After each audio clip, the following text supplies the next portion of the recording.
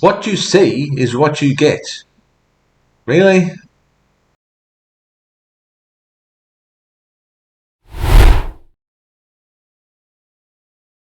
In a previous video, I looked at an idea from a TED Talk, which was presented by a woman called Anne Lamott. And today I want to take another one of her ideas and consider it in more detail. For the full video, again, I put the link in the description below. She has an excellent way of phrasing things, and this one really stuck in my mind.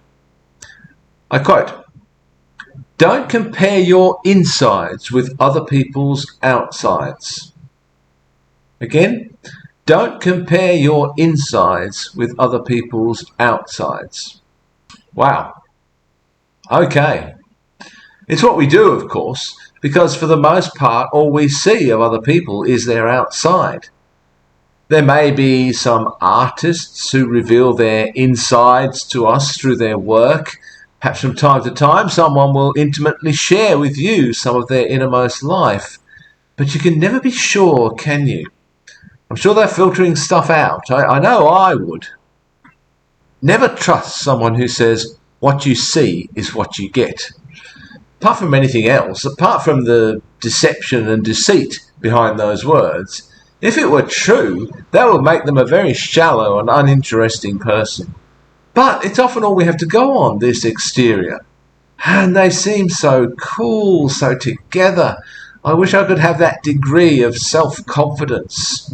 I wish I could be that self-realized. How come I'm such a mess inside? This is even more acute when we're considering celebrities. Whenever celebrities are out in public, they're acting a character, which may be quite different from their private persona, when they can let their hair down.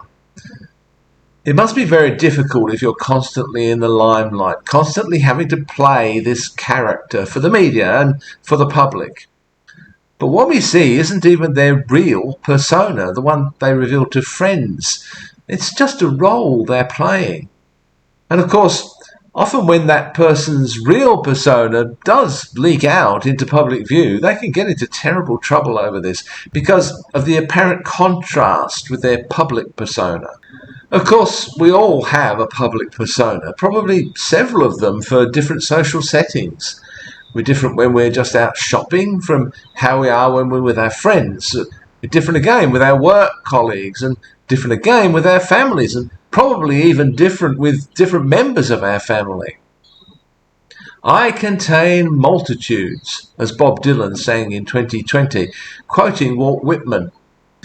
In Song of Myself number 51, Whitman wrote, "Do I contradict myself? Very well then, I contradict myself.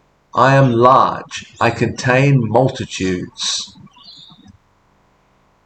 So, just as we only reveal certain things to certain people, so do they. Don't let them fool you. They're no more together than you are. But also, forgive them when the cracks show, as I'm sure you'd like them to forgive you. While I'm quoting poets and musicians, I'm reminded here of the line from Leonard Cohen's song, Anthem. There is a crack in everything. That's how the light gets in. But I'm not sure that that's unequivocally a good thing. I'm not sure I want all the things hidden inside me exposed to the light. At least not yet. At least not all at once.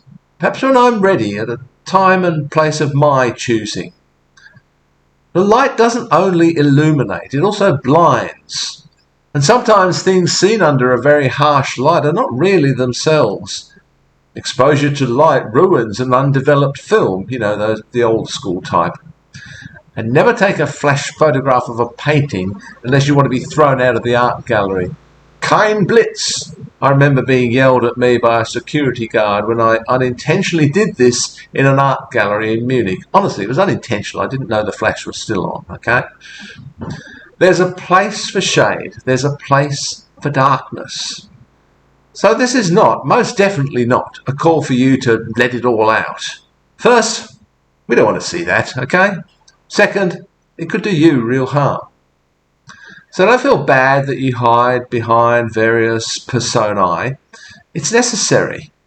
just don't forget that everyone else is doing that too. Inside, they're just as messed up as you are.